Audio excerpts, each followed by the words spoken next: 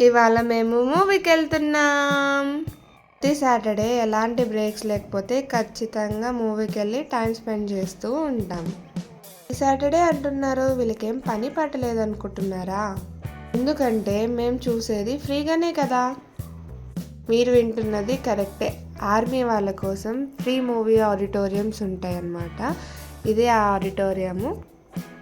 ఇక్కడ మూవీసే కాదు, ఫంక్షన్స్ కూడా చేస్తూ ఉంటారు ఆర్మీకి రిలేటెడ్వి.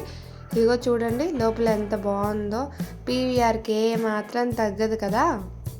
అందరం మూవీలో బిజీగా ఉంటే మా చిన్ని తల్లి మాత్రం స్టెప్స్ మీద ఇలా ఆడుకుంటూ ఉంది. మాకైతే టెన్షన్గా ఉంది ఎక్కడ కింద పడిపోతుందా అని. ఇప్పుడైతే బ్రేక్ అన్నమాట. మా ఫ్రెండ్ నేను చాలా రోజుల తర్వాత మీట్ అయ్యాము. ఇద్దరం మాట్లాడుకుంటుంటే తను నాకు సడన్గా ట్విస్ట్ ఇచ్చింది. ఎవరైనా ఇలా మూవీ ఆడిటోరియంస్లో రాఖీ కట్టేది ఎక్కడైనా చూసారా మీరు? తెలంగాణలో అన్న చెల్లెలే కాదు, wife and husband, mummy daddy ఎవరికైనా మనం రాఖీ కట్టుకోవచ్చు.